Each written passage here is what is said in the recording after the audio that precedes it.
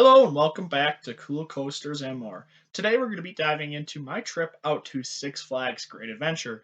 Now this is going to be a full park review, which means I'm going to break down every roller coaster that I was able to experience while at the park.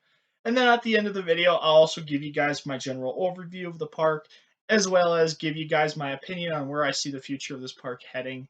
Um, while I was at the park, Medusa and the Joker were both closed for the entire day, so unfortunately I didn't get to ride their B&M Floorless or their S&S Free Spin, which I'm not too disappointed about the Free Spin. But there are 10 roller coasters that I was able to experience, so I'll break them down here in this video, and I hope you guys all enjoy. Once again, I'll be doing this breakdown in alphabetical order, which means we'll be starting with Batman the Ride. Now, this is their B&M invert at the park, and this is another Batman clone. It is one of the older clones, so this came pretty much right after the Batman at Six Flags Great America. However, there's one big difference, and this one runs crazy fast. Like, this is an intense, crazy, kind of out of control experience compared to the original because it just seems to run like almost 10 miles an hour faster is what it feels like. I know that's probably not true, but it just seems so much more intense and so much quicker through each element. It's the first clone that I was able to ride that I was able to say is better than the original at Six Flags Great America.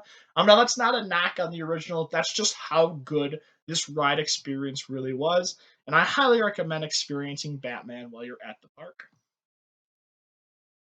Moving on to the next roller coaster, we'll be talking about the Dark Knight coaster. This is the other Batman ride at the park. Now, this is a mock Wild Mouse roller coaster. The cool thing about this ride, it is fully indoor. It's basically the same exact experience that you get at Six Flags Great America. So if you've ridden the one at Great America, you've ridden the one at Great Adventure. They're fun rides. They're always a personal favorite of mine. I just like some of the goofy theming that you see as you go through the ride. And then the fact that it is all indoors makes it like slightly more thrilling than just an outdoor wild mouse. But it's pretty much the same exact experience. There's really nothing different from the Great America ride. And for that reason, it kind of got forgotten for me just because I've already experienced this roller coaster somewhere else. The next roller coaster I'll be talking about is by far the best roller coaster at the park, and that is El Toro. Now, this is an Intamin prefabricated wood roller coaster, which means it's a little bit different than your average Woody. And the first thing that you notice about this ride is that it is an ejector airtime king. There is nothing else like this ride experience here in the US. So, to experience this ride, you have to be on El Toro itself, and it is just absolutely crazy ejector airtime moments. There's just, like I said, there's just nothing else that even comes close to this ride experience. And then the Rolling Thunder Hill is the best ejector airtime moment I have ever experienced, even on any other ride. This thing is just a crazy, out of control ejector airtime moment, and this thing it just hits you so hard. It's actually such a violent ejector moment that it makes this roller coaster almost like unre-rideable. You have to take a break after you ride it just because it's such an intense experience. The other thing I will say about this ride is it is somewhat rough. So don't come in expecting a glass smooth experience. Don't come in expecting an RMC experience because that's not what it is.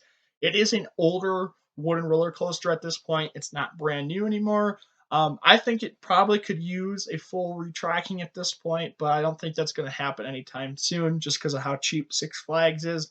However, that roughness does kind of add to the ride a little bit because it ain't a glass smooth, steel wooden roller coaster. It has a little bit more character to it. However, if you're not good with rough experiences, this roller coaster might not be your number one ride. Moving on to the next roller coaster on this list, we have Green Lantern. Now, this is a B&M stand up, and the first thing I like to say about this coaster is it was the surprise of the trip. Everybody I hear talk about this ride says it's absolutely horrible, it's rough, it's a terrible experience, nobody enjoys it.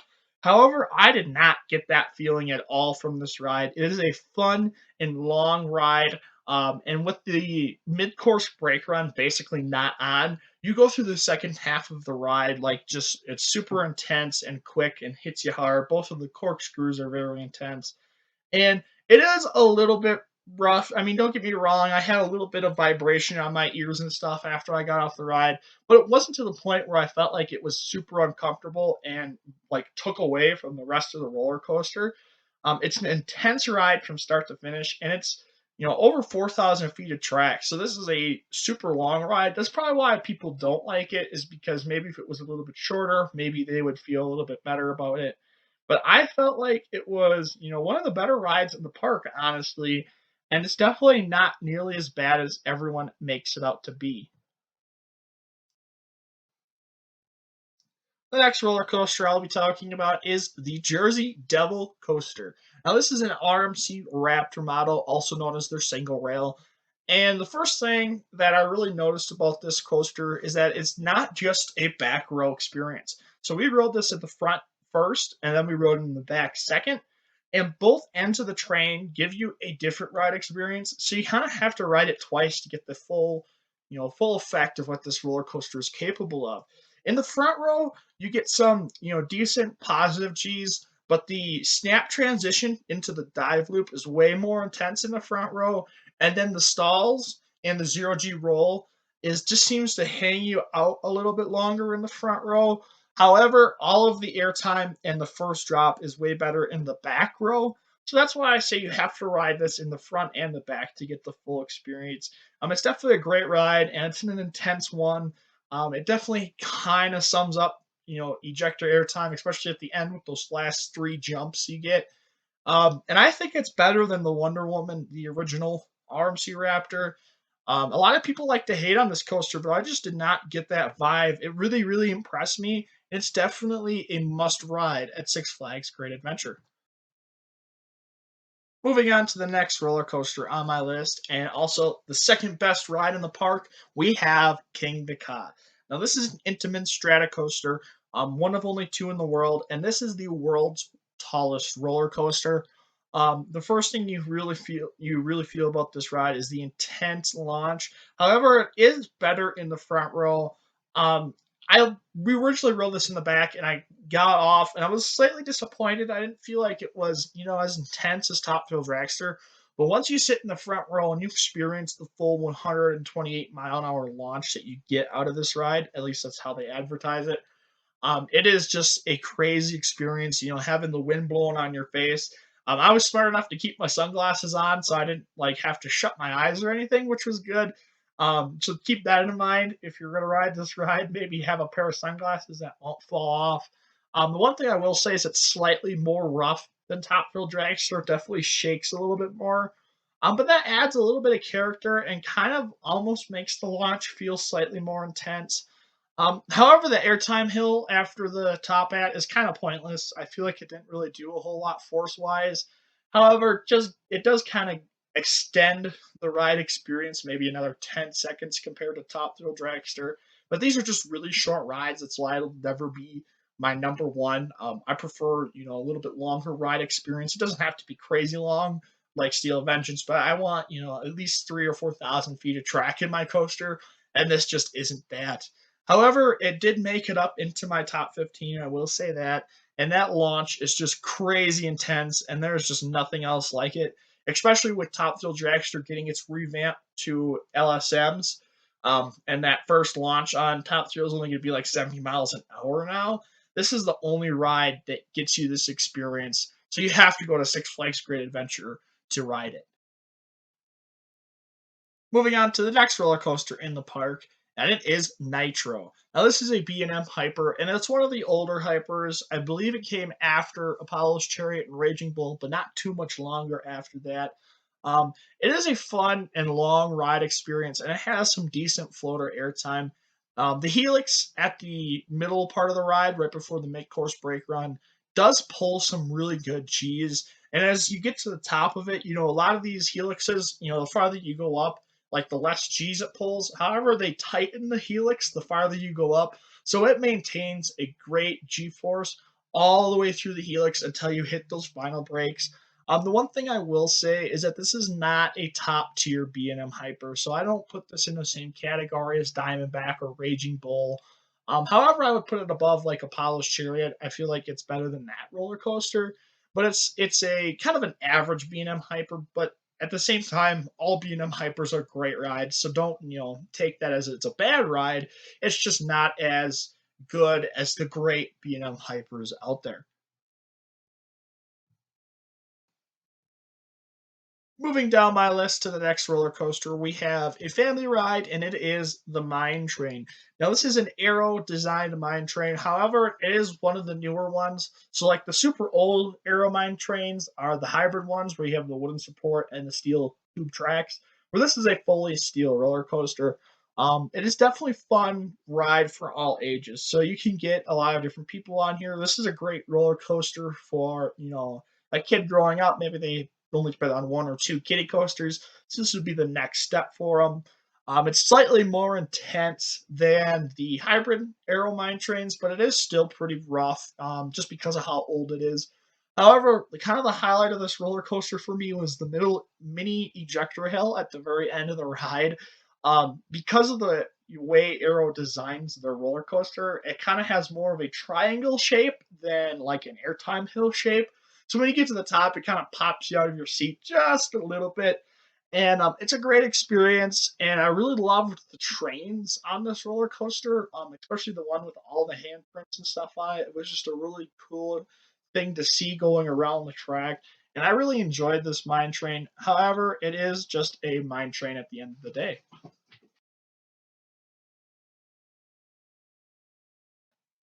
Moving on to another family ride at the park, it is Skull Mountain. Now, this is an intimate family roller coaster, and this is another coaster that is fun for all ages. It has a slightly lower height requirement, so this is be another roller coaster in the step for young people trying to become coaster enthusiasts. It is fully indoor though, which makes it a little bit more thrilling. Just because inside that building where the roller coaster exists, it's almost completely dark, so you can't necessarily see which way the train's going to turn or where how it's going to drop, and that makes it a little bit more thrilling for people. And it is nice that it is indoor because they can run it during inclement weather. The one thing I will say about Six Flags Great Adventure is they have quite a few different options. If there is inclement weather, not every single roller coaster has to shut down, which is nice. And this was a fun ride experience. Moving on to the last roller coaster I'll be talking about in depth in this video, it is Superman The Ultimate Flight. Now, this is a B&M flyer, and it's one of the original designed ones. It's a clone of the original. So at Six Flags Great America and Great Adventure, they are both clones. So I haven't actually experienced the original Superman yet. However, this one, compared to the Great America, was running incredibly slow. It was running so slow to the point where you didn't even want to be on the ride anymore. Like even the pretzel loop was like not crazy intense like you would expect from a B&M flyer. And in my opinion, this was the worst roller coaster in the park. A lot of people say that Green Lantern is. However, I just didn't get that while I was at the park. I felt like Green Lantern was a better overall experience, and it was definitely more intense. And if I had a choice between the two, I would tear down Superman before I would tear down Green Lantern. I feel like for the most part, it was just an incredibly disappointing ride. One thing I will add too is the restraints were more uncomfortable than the ones at Great America. And these restraints in general are just uncomfortable because it's a flying roller coaster, but they were worse than the other one that I have experienced. And I feel like this was the worst ride at Six Flags Great Adventure. All right, that wraps up the 10 roller coasters I was able to experience while I was at the park. The one thing I will bring up again is that Medusa and the Joker were both closed for the entire day, so I didn't even have a chance to ride them. And unfortunately, I didn't get to experience those, so I'll have to go back and get those two credits at some point in the future. However, the first thing I'll start off with this park is I really love the layout of this park. When you go into the entrance, you basically have two choices. You can either go left or right, and for that reason, it makes it a really hard park to get lost in. Your average roller coaster, goer could definitely navigate this park fairly easily without getting lost. And it's definitely a good benefit for this park. I mean, some of the parks I go to are just super confusing, and this is not one of them. The one thing I will say about this park, though, is that it suffers from manufacturer fatigue. So you have Medusa, Batman, Green Lantern, and Superman, and I know all of them are different style roller coasters, but at the end of the day, they all have the same B&M beating heart and the same design features. and it does get kind of old after a while. And then you throw nitro in on top of it, which is a little bit different because it's a hyper versus their intense G-force build rides, but it's still B&M at the end of the day. So this park definitely needs some more diversity throughout because you basically have B&M, Intamin, and then you have one RMC, and that's it. So they definitely need some more different roller coasters. I could see them adding something like a GCI Woody or a Gravity Group family coaster. They definitely need something to replace Rolling Thunder because they only have one wooden roller coaster in El Toro, and it's an extreme roller coaster. So not everyone's going to want to ride it.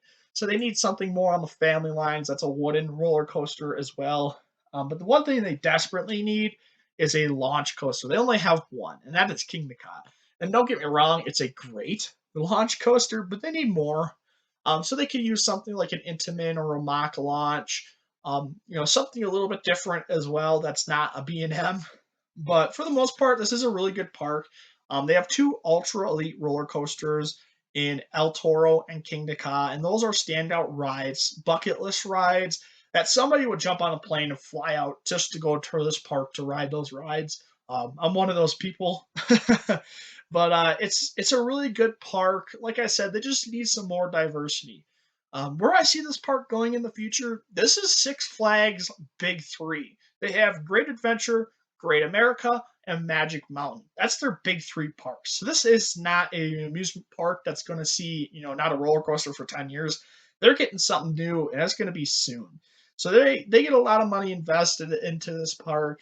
In fact, I've heard rumors about them potentially getting an Intamin style roller coaster. So something like Pantheon at Busch Gardens or Velocicoaster would really put this park on the map as the best in the Six Flags chain.